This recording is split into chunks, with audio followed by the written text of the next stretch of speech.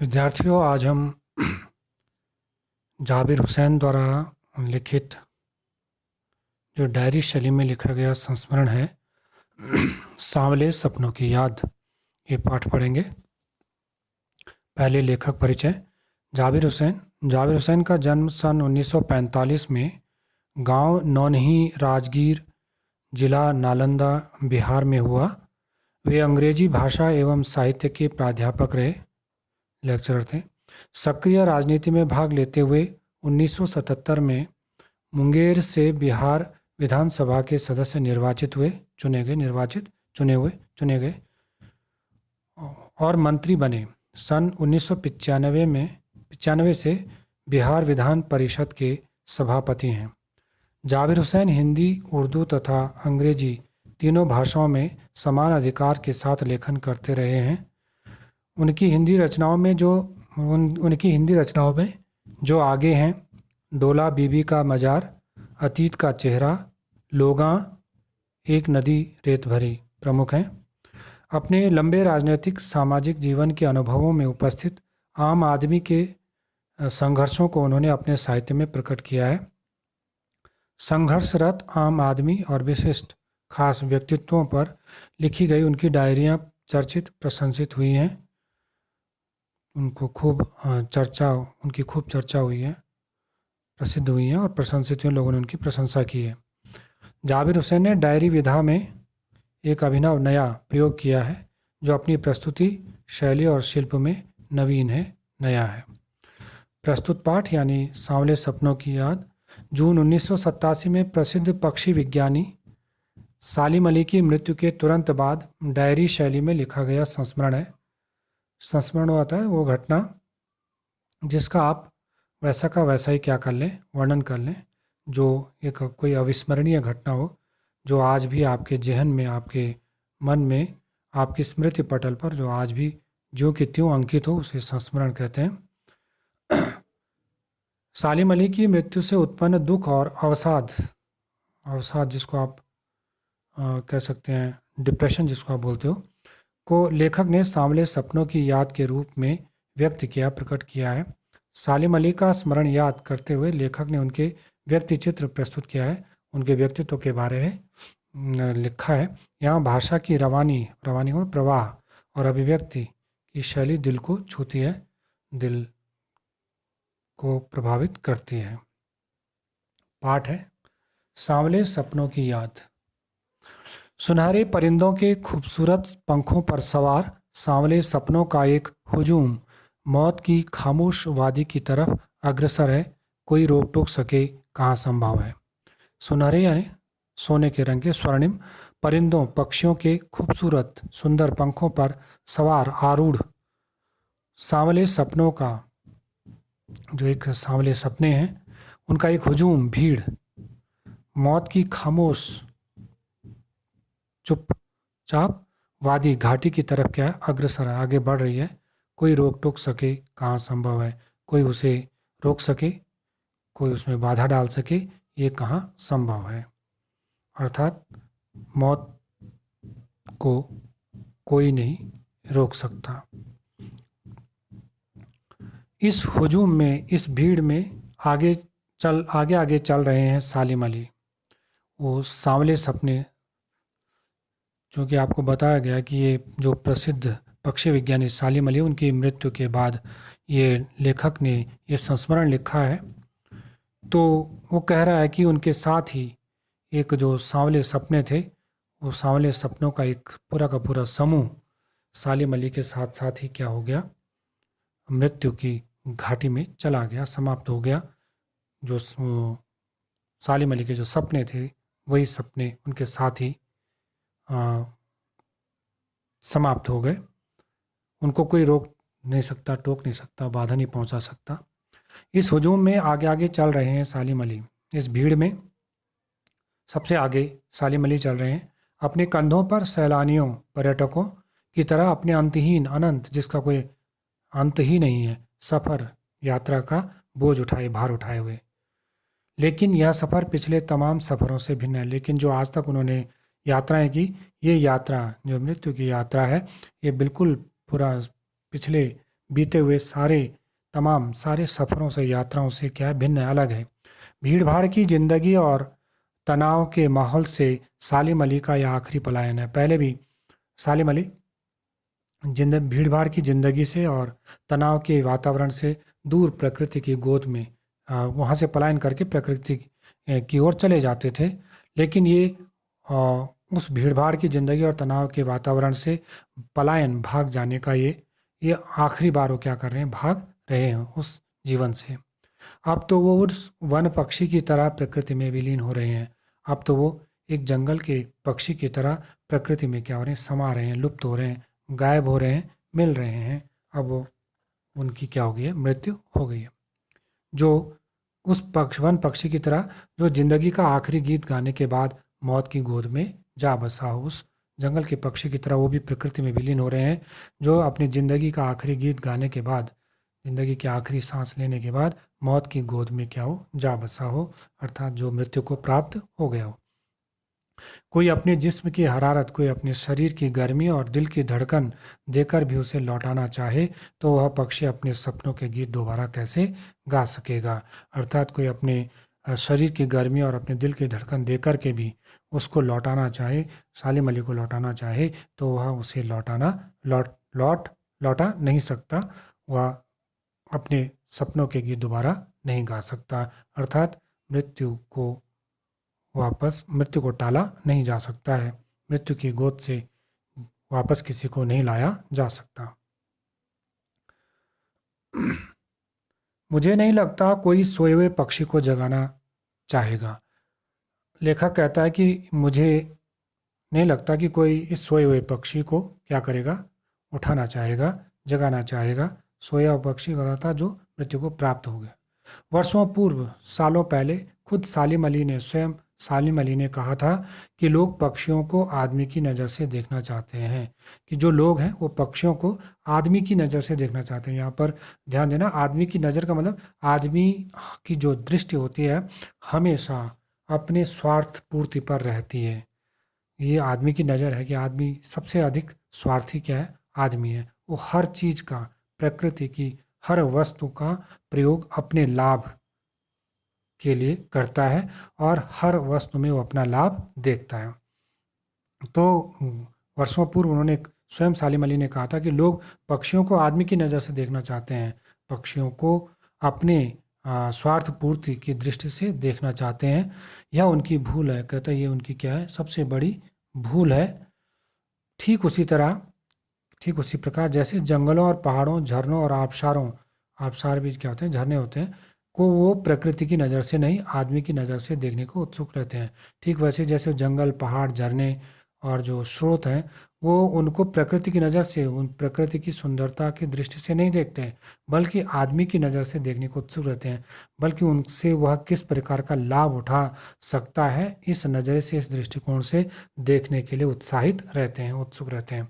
भला कोई आदमी अपने कानों से पक्षियों की आवाज़ का मधुर संगीत सुनकर अपने भीतर रोमांच का सोता फूटता महसूस कर सकता है?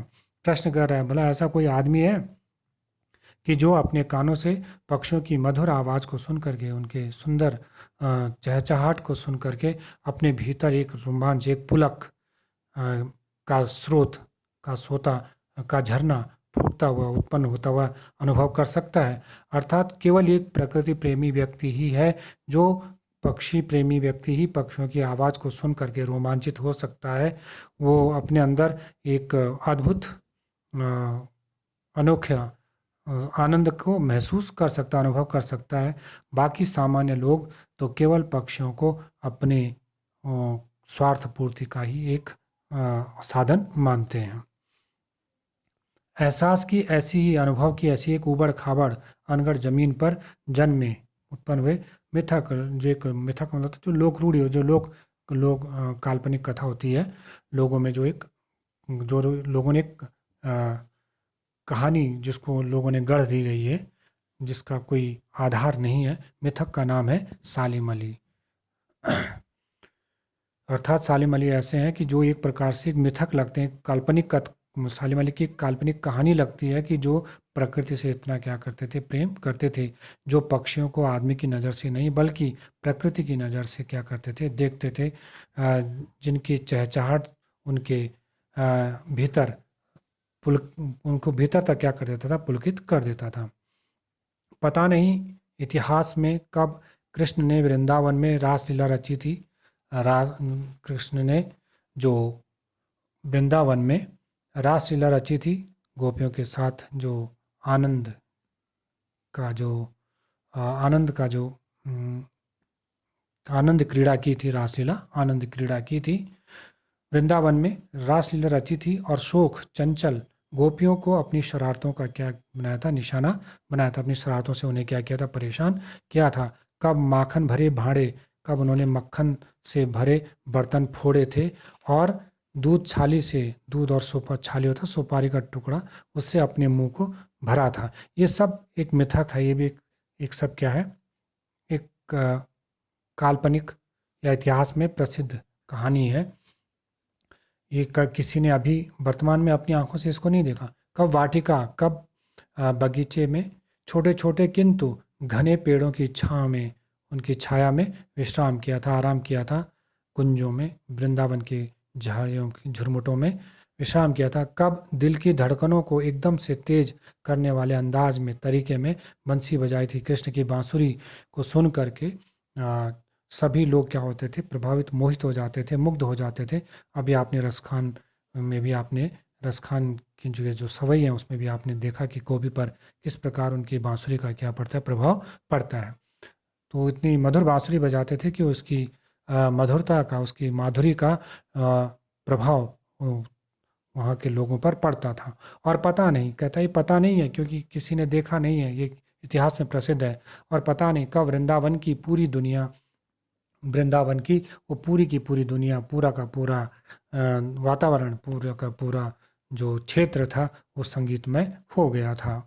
कृष्ण की बांसुरी के प्रभाव में आ गया था। कृष्ण की बांसुरी की धुन उस पूरे के पूरे क्षेत्र में गूंज रही थी। पता नहीं यह सब कब हुआ। और एक लेखक कहता कि पता नहीं यह सब हुआ, ये कि ये भी मिथक ही है। लेकिन कोई आज भी वृंदावन जाए तो नदी का सांवला पानी उसे पूरे घटनाक्रम की याद दिला देगा। लेकिन कोई भी आज अगर वृंदावन जाता है तो वो नदी का, वो यमुना नदी का जो सांवला पानी है, जो हल्का काला रंग है, जो श्याम वर्ण है, वो उसी पूरे घटनाक्रम की, वहाँ कौन कौन सी घटनाएं हुई थी, उस घटनाक्रम की क्या कर देगा, याद दिला, उन घटनाओं की याद दिला देगा। हर सुबह सूरज निकलने से पहले जब पतली गलियों से उत्साह भरी भीड़ नदी की ओर बढ़ती है तो लगता है जैसे उस भीड़ को चीर कर, उस भीड़ के बीच में से अचानक कोई सामने आएगा और बंसी की आवाज़ पर सब किसी के कदम थम जाएंगे। आज भी जब वृंदावन के वासी सुबह सूरज निकलने से पहले यमुना नदी में जाते हैं तो ऐसा लगता है कि उस भीड़ से अचानक वो कृष्ण कहीं से आ जाएगा और अपनी बंसी की आवाज़ से सबके कदमों को, बढ़ते हुए कदमों को क्या करेगा, रोक लेगा।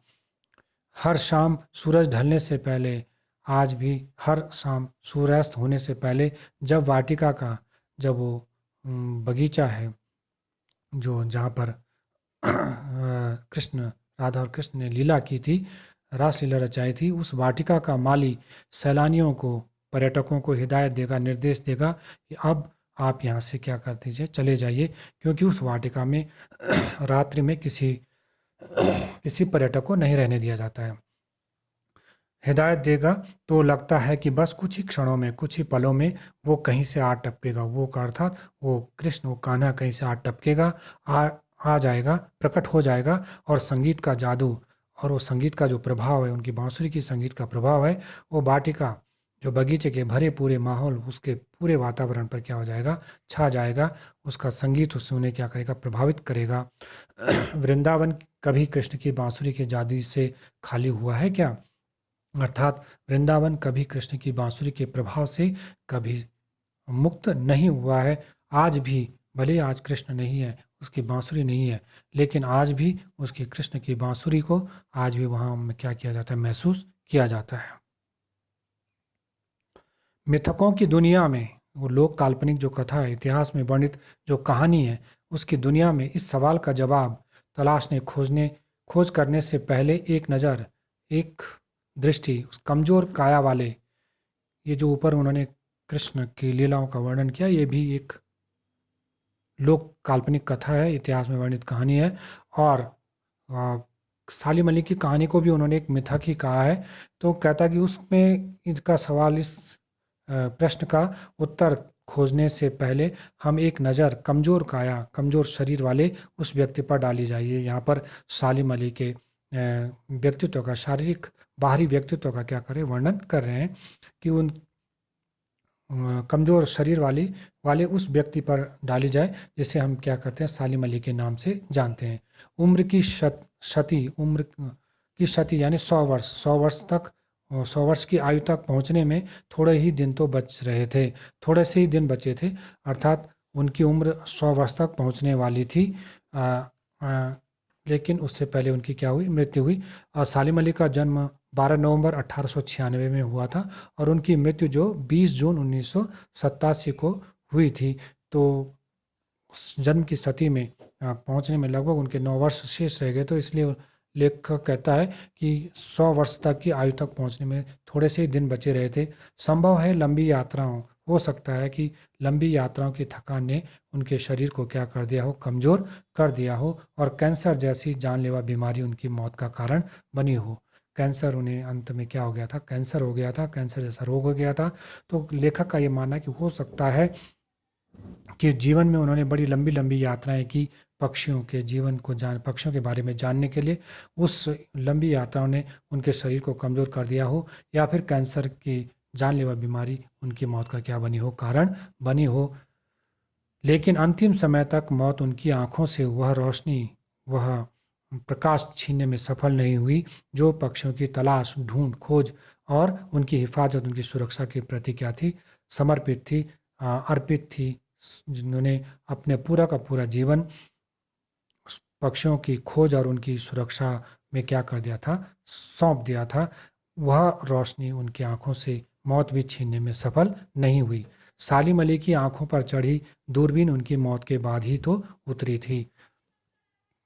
अर्थात वो अपने पूरे जीवन भर अपनी आंखों पर चढ़ा दूरबीन चढ़ा करके पक्षियों के बारे में जानकारी एकत्रित करते रहते थे।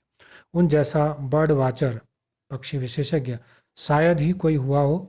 लेकिन अकेले क्षणों में, एकांत के क्षणों में जब वो अकेले रहते थे, उन पलों में सालिम अली बिना दूरबीन के भी देखे गए हैं। अर्थात उन पलों में वो बिना दूरबीन के भी देखे गए हैं। अर्थात उन्होंने अकेले में प्रकृति का भी, प्रकृति के सौंदर्य को भी क्या किया, निहारा है। दूर क्षितिज तक, क्षितिज मैंने क्षितिज आपको बताया हुआ है पहले भी। क्षितिज वो काल्पनिक बिंदु होता है जहाँ पर धरती और आसमान मिलते हुए प्रतीत होते हैं। दूर क्षितिज क्षितिज तक फैली जमीन और झुके आसमान को छूने वाली उनकी नज़रों में कुछ कुछ वैसा ही जादू, वैसा ही प्रभाव था जो प्रकृति को अपने घेरे में क्या कर लेता है, बांध लेता है, जो अपनी प्रकृति को अपनी सीमा में क्या कर लेता है, बांध लेता है।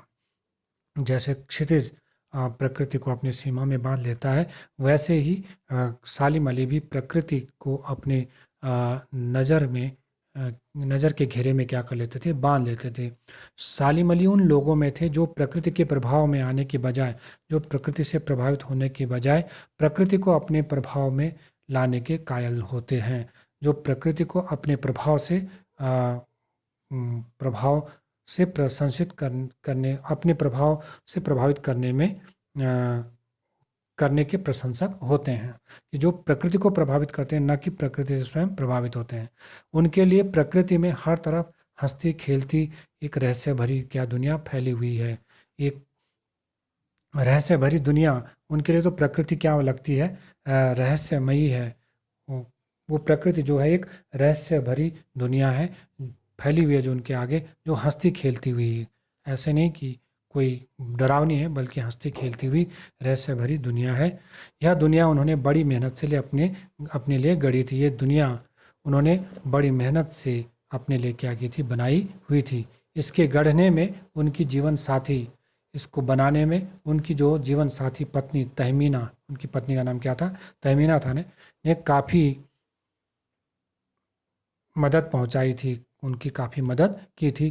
तहमीना स्कूल के दिनों में उनकी सहपाठी रही थी, साथ पढ़ने वाली, मतलब उनकी क्लासमेट ही थी। अपने लंबे रोमांचकारी जीवन में ढेर सारे अनुभवों के मालिक, अपने लंबे रोमांचकारी उत्साह से भरे उत्तेजना से भरे जीवन में अब उनको ढेर सारे क्या हुए थे, अनुभव थे। ऐसे अनुभवों के मालिक सालिम अली एक दिन केरल की साइलेंट वैली को रेगिस्तानी हवा के झोंकों से बचाने का अनुरोध प्रार्थना लेकर चौधरी चरण सिंह जी से मिले थे। साइलेंट जो केरल की जो साइलेंट वैली थी, वो रेगिस्तानी हवा के झोंकों से, अर्थात रेगिस्तानी हवा के प्रभाव से वो साइलेंट वैली की प्रकृति क्या हो रही थी, समाप्त हो रही थी। तो उसको बचाने के लिए वो प्रार्थना लेकर के चौधरी चरण सिंह जी से मिले थे। उस समय चौधरी चरण सिंह क्या थे, प्रधानमंत्री थे, वे प्रधानमंत्री थे। चौधरी साहब गांव की, क्योंकि वो किसान, जो उनका किसान की पारिवारिक पृष्ठभूमि से आते थे, उनके जो पिता थे या वो सब किसान से किसानी करते थे। चौधरी साहब गांव की मिट्टी पर पड़ने वाली पानी की पहली बूंद का असर जानने वाले नेता थे। वो जानते थे कि जब, क्योंकि किसान की पृष्ठभूमि से थे, इसलिए वो जानते थे कि जब मिट्टी पर पानी की पहली बूंद पड़ती है तो उसका क्या प्रभाव होता है। पर्यावरण के संभावित खतरों का जो चित्र, कि पर्यावरण को कितना हानि हो सकती है उन रेगिस्तानी हवा के झोंकों से, उसका जो चित्र, उसका जो वर्णन सालिम अली ने उनके सामने रखा, उसने उनकी आंखें नम कर दी। वो उनकी आंखों में क्या आ गई, आंसू आ गए। तो साइलेंट वैली के लिए, साइलेंट वैली को, पर्यावरण को बचाने के लिए उन्होंने प्रधानमंत्री तक भी क्या किया था, अनुरोध किया था। लेखक कहता है आज सालिम अली नहीं है, आज सालिम अली हमारे बीच में नहीं है, उनकी मृत्यु हो गई है। चौधरी साहब भी नहीं है, चौधरी चरण साहब भी नहीं है, उनकी भी मृत्यु हो गई है। कौन बचा है जो अब सोंधी माटी पर उगी फसलों के बीच एक नए भारत की नींव रखने का संकल्प लेगा। ये दोनों प्रकृति प्रेमी थे, ये दोनों प्रकृति यार पर्यावरण के महत्व को क्या करते थे, जानते थे। कहता अब दोनों नहीं है, अब कौन होगा जो सोंधी माटी जो, जब मिट्टी पर बारिश की बूंदें पहली बार पड़ती हैं तो उससे उठने वाली जो सुगंध होती है, उस मिट्टी की सुगंध पर उगी फसलों के बीच एक नए भारत की नींव रखने का क्या करेगा, निश्चय लेगा। अर्थात ऐसा भारत जो पर्यावरण क्या हो, प्रेमी हो, जो कृषि को क्या दे, महत्व दे। कौन बचा है जो अब हिमालय और लद्दाख की बर्फीली ज़मीनों पर जीने वाले पक्षियों की क्या करेगा, वकालत करेगा। ऐसे कठिन मौसम में ऐसे लुप्त प्राय होने वाली जो पक्षी प्रजातियां हैं, उन प्रजातियों की पैरवी, उनका प्रतिनिधित्व, उनकी वकालत करेगा, उन्हें बचाने की कोशिश करेगा और उनका पक्ष रखेगा कि इन्हें बचाने के लिए सरकार की ओर से क्या किए जाने चाहिए, प्रयास किए जाने चाहिए। क्योंकि सालिम अली पक्षी प्रेमी थे और वो उनका पक्ष लेते थे, उनकी पैरवी करते थे ऐसे पक्षियों की। सालिम अली ने अपनी आत्मकथा का नाम रखा था फॉल ऑफ ए स्पैरो। मुझे याद आ गया, डीएच लॉरेंस की मौत के बाद लोगों ने उनकी पत्नी फ्रीडा लॉरेंस से अनुरोध किया कि वह अपने पति के बारे में कुछ लिखे। यहाँ पर बात आई है डीएच लॉरेंस की। डीएच लॉरेंस जो थे वो 20वीं सदी के अंग्रेजी के एक प्रसिद्ध उपन्यासकार थे। उन्होंने कई कविताएं लिखी, लेकिन उनकी जो प्रकृति से संबंधित कविताएं वो विशेष रूप से उल्लेखनीय हैं। उन डीएच लॉरेंस का जो प्रकृति से था वो बहुत गहरा लगाव था और बहुत गहरा संबंध भी था। तो वे ये मानते थे कि हमारा प्रकृति की ओर लौटना क्या है, जरूरी है। तो सालिम अली ने अपनी आत्मकथा में उनका जिक्र किया है। और याद आया कि जब डीएच लॉरेंस की मृत्यु हुई थी तो लोगों ने उनकी पत्नी, जिसका नाम क्या था, फ्रीडा लॉरेंस था, उनसे ये अनुरोध किया था, प्रार्थना की थी कि वह अपने पति के बारे में क्या करे, कुछ लिखे। फ्रीडा चाहती तो ढेर सारी बातें लॉरेंस के बारे में लिख सकती थी। फ्रीडा उनकी पत्नी थी और वह बहुत अधिक उनके बारे में जानती थी। वो चाहती तो बहुत सारी बातें लॉरेंस के बारे में लिख सकती थी, लेकिन उसने कहा, लेकिन उन्होंने उसके लिखने, बहुत कुछ लिखने के बजाय उसने उन लोगों को कहा जिन्होंने उनसे कुछ लिखने, उनके पति के बारे में, अपने पति के बारे में लिखने के लिए कहा था। उन्होंने कहा था कि मेरे लिए लॉरेंस के बारे में कुछ लिखना असंभव सा है कि मैं लॉरेंस के बारे में कुछ लिखूं। ये मेरे लिए मुश्किल सा प्रतीत होता है। मुझे महसूस होता है, मुझे अनुभव होता है, मेरी छत पर बैठने वाली गौरैया लॉरेंस के बारे में ढेर सारी बातें जानती है। कहते मुझे लगता है कि जो मेरे छत पर जो बैठने वाली जो गौरैया है, जो स्पैरो है, वो लॉरेंस के बारे में ढेर सारी बातें क्या करती, बहुत सारी बातें जानती है, मुझसे भी ज़्यादा जानती है। हो सकता है कि वो लॉरेंस के बारे में मुझसे भी ज़्यादा क्या करती है, जानती है। वो सचमुच इतना खुला खुला, खुला खुला का मतलब जिसने अपने जीवन में कुछ भी क्या ना करा हो, छुपाया न हो। वो सचमुच वास्तव में इतने खुले स्वभाव का था और सादा दिल सहृदय आदमी था कि पक्षी भी उसके संपर्क में रहते थे।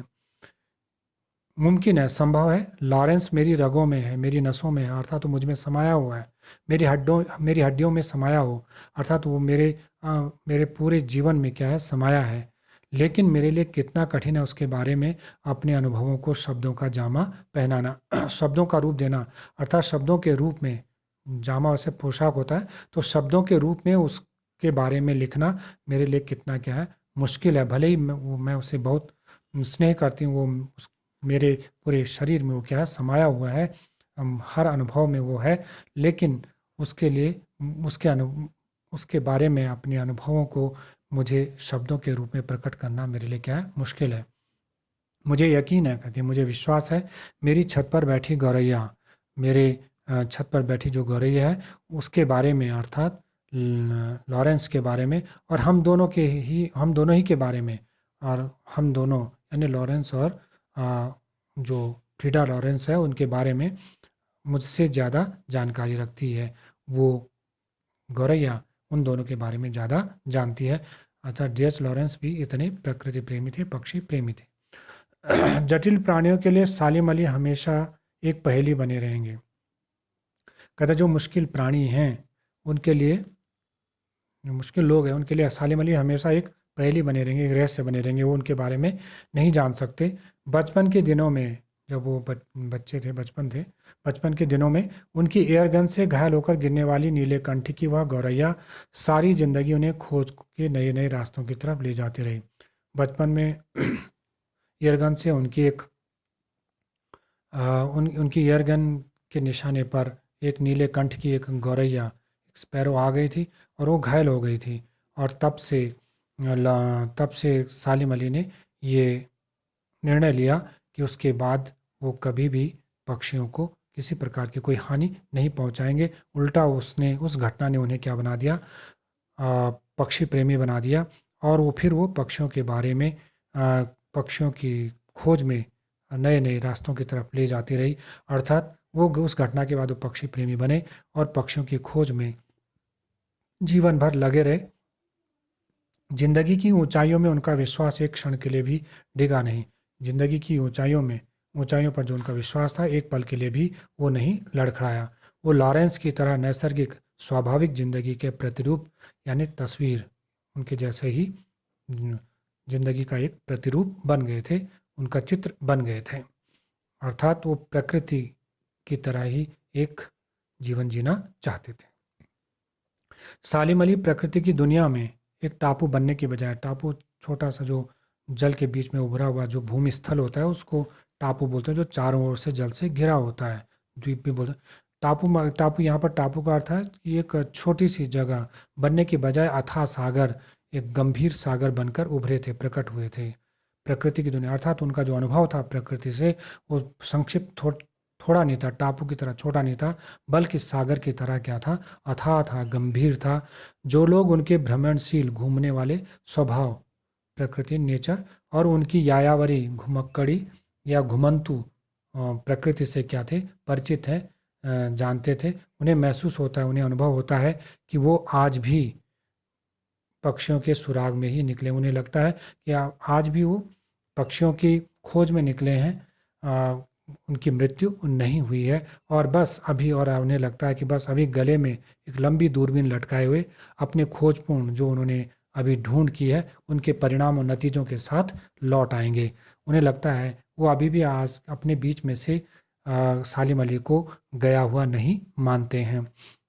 जब तक वो नहीं लौटते, क्या उन्हें गया हुआ मान लिया जाए? कहता जब तक वो वापस नहीं लौटते, क्या ये मान लिया जाए कि वो चले गए हैं? अभी भी जो उनको अच्छे तरीके से जानते हैं, उनके घूमने वाले स्वभाव को जानते हैं, वो ये मानते हैं कि वो अभी भी किसी एक अनंत यात्रा पर क्या है, निकले हुए हैं और कभी लौट करके आ जाएंगे और साथ में लाएंगे कि उन्होंने कौन कौन सी खोजें की, क्या क्या उनके परिणाम निकले।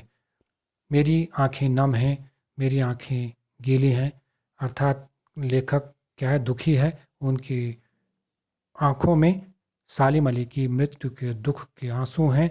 सालिम अली तुम लौटोगे ना। लेखक ये मानता है कि सालिम अली की क्या हो चुकी है, मृत्यु हो गई है, लेकिन फिर भी कहते हैं कि जो एक भ्रम है कि हे सालिम अली तुम लौटोगे ना, तुम वापस आओगे ना। तो ये था सालिम अली की जीवन के बारे में, जो पक्षी प्रेमी थे, बर्ड वाचर थे, और किस प्रकार उन्होंने अपना पूरा जीवन पक्षियों की खोज और उनके संरक्षण में व्यतीत कर दिया। पर्यावरण को बचाने के लिए उन्होंने किस प्रकार के प्रयास किए और किस प्रकार से जीवन की एक छोटी सी घटना ने, जब एयरगन से उनके एयरगन से एक नीले कंठ की जब गौरैया क्या हो गई थी, घायल हो गई थी, तो उन्होंने उस दिन प्रण लिया। उनके जीवन की दिशा बदल गई उस घटना के बाद। उस दिन से उन्होंने पक्षियों को मारने की बजाय पक्षियों के बारे में जानने की क्या क्या पूरे जीवन प्रयास किया और अपना पूरा का पूरा जीवन उन्हें बचाने और उनके बारे में खोज करने में ही क्या कर दिया, व्यतीत कर दिया। तो इस प्रकार एक सालिम अली हमारे सामने एक पक्षी प्रेमी और एक पर्यावरण प्रेमी के रूप में उपस्थित होते हैं। धन्यवाद।